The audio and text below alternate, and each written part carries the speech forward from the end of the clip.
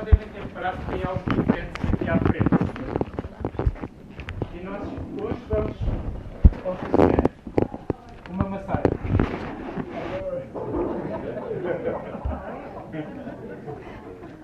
Então nós temos ali a nossa maca, tamanho que necessário.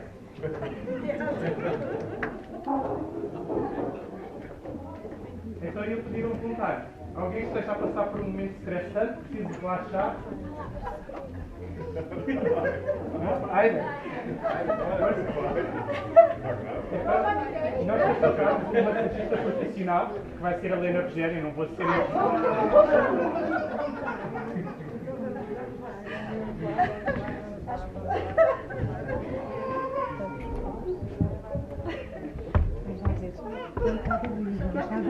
Mas não, não é preciso. Eu não vou gritar.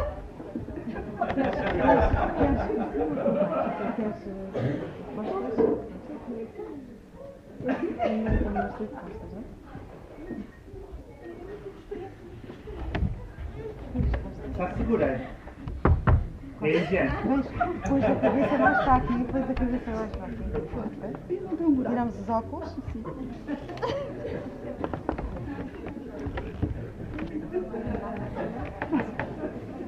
Não sei, eu não encomendei esse tipo de massagem. Isto é a profissional.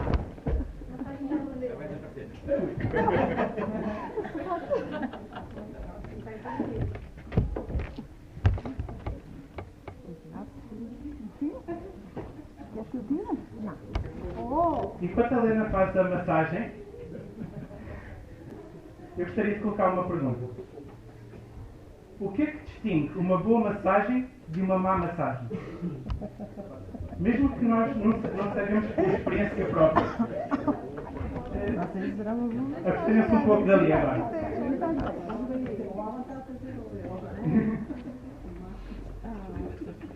O que é uma boa massagem e uma má massagem? Mesmo que nós nunca tenhamos experimentado uma massagem feita por um massagista profissional, eu nunca experimentei. Todos nós, em teoria, sabemos o que é uma boa massagem e uma má massagem. Então, o que é que distingue as duas?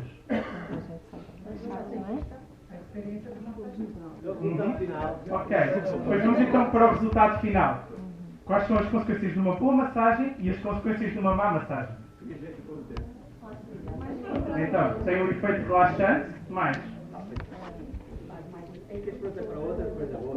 Então, faz efeito, deve dar uma sensação de alívio. Pois, não deve aleijar, não é? Hoje nós vamos continuar a estudar o livro de Colossenses, onde Paulo fala no capítulo 2 acerca de massagens. Mas a grande diferença entre as massagens que Paulo fala no capítulo 2 e as massagens que a Helena está ali a fazer é que as massagens que Paulo fala têm um efeito contrário àquilo que é uma boa massagem. As massagens que Paulo fala são massagens que provocam cansaço, massagens que retiram ânimo, que retiram a alegria, que não têm qualquer benefício e que acabam por escravizar. Vamos então olhar para Colossenses, capítulo 2, do versículo 20 até ao versículo 23. E acho que podemos parar ali com as massagens. Desculpa lá, ainda está a vir.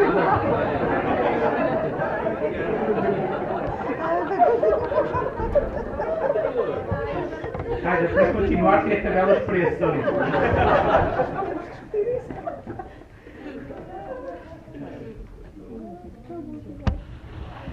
Mas ok, então Colossenses 2, do versículo 20 até ao versículo 23.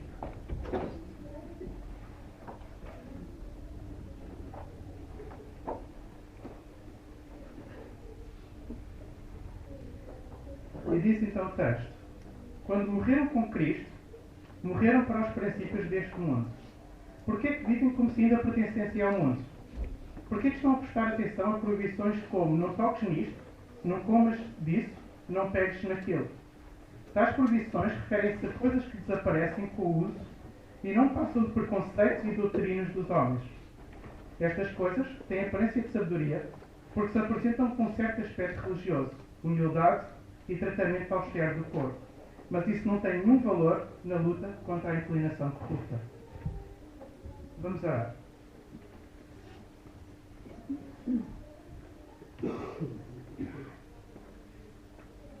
Pai, obrigado por tudo aquilo que nós ouvimos da tua parte hoje de manhã.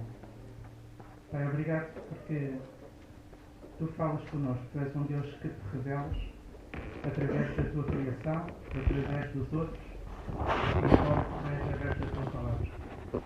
Pai, pedimos para que tu possas abrir o nosso coração à tua palavra. Pai, que todos nós, incluindo eu, possamos aprender esta manhã com aquilo que tu nos queres falar. Pai, que não seja apenas uma aprendizagem cognitiva em que conseguimos retirar alguma informação, mas acima de tudo te oramos por transformação de vida. Pai, para que aquilo que tu vais falar hoje possamos aplicar e vivê-lo. Obrigado por tudo, em nome de Jesus. Amém. Quando nós olhamos para esta carta de Colossenses, especialmente para o capítulo 2, a partir do versículo 16, nós percebemos que a igreja de Colossos estava a passar por um conflito. E nós temos vindo a falar um pouquinho sobre isto na escola dominical, de conflitos externos e conflitos internos. E aquilo que a igreja de Colossos estava a passar era por um conflito interno. Ou seja, parece que existia um grupo de pessoas bastante espirituais que criticavam os cristãos e que catalogavam os cristãos por serem pessoas extremamente levianas na sua fé. Simplesmente porque eles não praticavam ou não cumpriam com certas regras. E através da argumentação de Paulo, nós percebemos que os cristãos, ao serem criticados, sentiam-se também inferiorizados na sua fé, face ao zelo e ao rigor com que estas pessoas viviam as suas convicções e a sua fé. Os cristãos de Colossos, eles olhavam para estes homens e viam pessoas que se privavam de comer certos alimentos.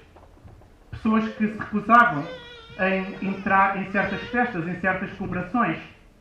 Pessoas que tinham objetos que consideravam proibidos de tocar. Pessoas que adoravam anjos.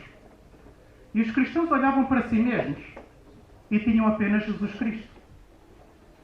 E a tentação por parte de alguns cristãos de acrescentarem regras à sua fé para serem ou para se sentirem mais espirituais era muito grande. Se eles tivessem mais regras na sua fé, eles podiam entrar numa competição. Enquanto que estes falsos mestres cumpriam isto, os cristãos cumpriam isto e cumpriam aquilo. E isto iria fazer sentir bem consigo mesmos. E não inferioridade como estavam a sentir naquele momento. Outro tipo de pensamento que podia estar na cabeça dos colossenses era mais ou menos o seguinte: se a nossa religião é verdadeira, então ela deve ser baseada em mais regras do que as religiões falsas. E quando este problema chega aos ouvidos de Paulo, quando ele toma noção daquilo que se estava a passar e que os cristãos estavam a cair neste tipo de tentação, Paulo aponta para um caminho frustrante. E o caminho frustrante que Paulo aponta é: Jesus Cristo é mais do que suficiente. Paulo mostra-nos de uma forma clara que estas pessoas cumpriam todas estas regras para alimentar o seu orgulho, para massajar o seu ego. Apesar de eles cumprir estas regras porque tinham medo, ou porque pensavam que ao cumprir estas regras estavam a alcançar favores diante dos seus deuses, ao cumprir estas regras, eles sentiam-se bem. Eles sentiam-se em superioridade em relação aos outros que não cumpriam. E quando eu digo que Paulo aponta para um caminho frustrante, eu digo isto porque esta afirmação de Paulo retira de nós o protagonismo na nossa caminhada com Deus e coloca os holofotes em Jesus Cristo.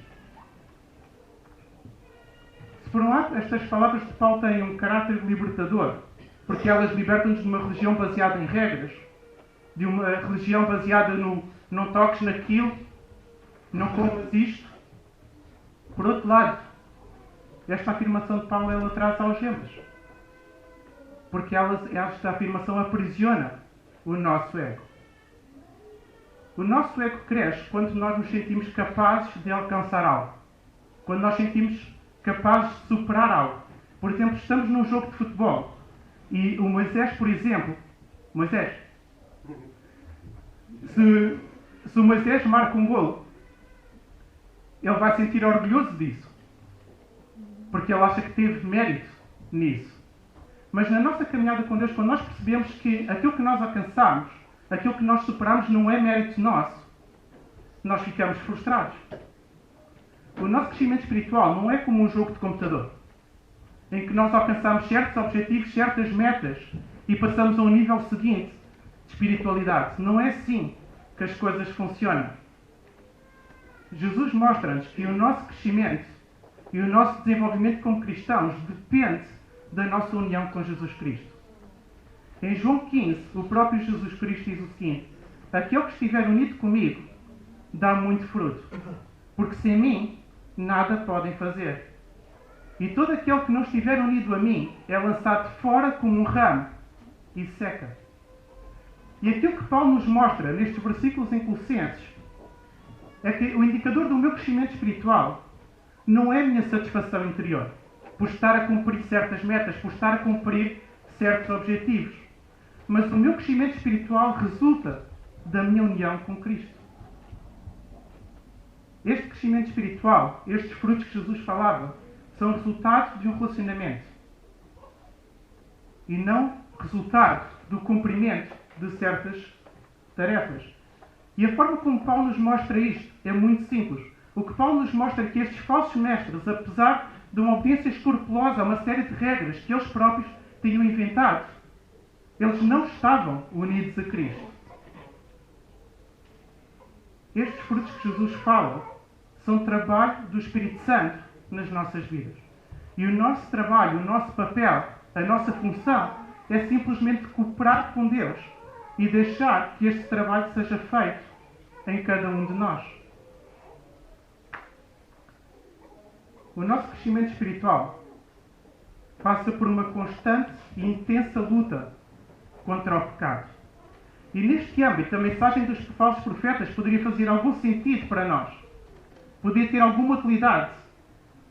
Como eu já frisei, apesar da tentativa dos falsos mestres em restringir certas práticas não tenha nada a ver com o cristianismo, o facto de eles recusarem em comer certos alimentos, o facto de eles recusarem ir a certas festas, podia ser encarado pelos cristãos como uma boa estratégia na luta contra o pecado.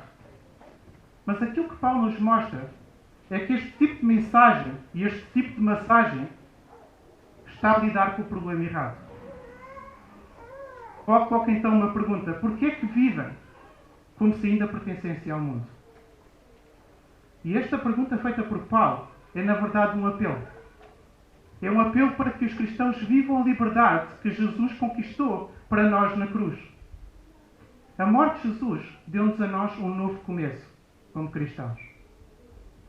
Não só as acusações que o diabo tinha contra nós foram apagadas, foram canceladas, como o próprio Satanás foi derrotado. O próprio diabo foi derrotado. A Bíblia diz que se nós pecarmos, temos quem nos defenda junto do Pai. E a Bíblia diz também que se nós confessarmos os nossos pecados com uma atitude de arrependimento, Deus é fiel e justo para perdoar os nossos pecados. Visto isto, não faz qualquer sentido nós vivermos vidas supersticiosas quando a obra de Cristo nos deixou livres para sempre dessa escravidão. Aquilo que Paulo reafirma é que nós não precisamos de regras humanas para nos sentirmos seguros na nossa fé. Porque a nossa segurança não está nas regras. Estão em Jesus Cristo. Não há nada melhor do que termos a convicção que Deus nos ama como se nós fôssemos os seus próprios filhos. Deus não nos ama como filhos adotivos.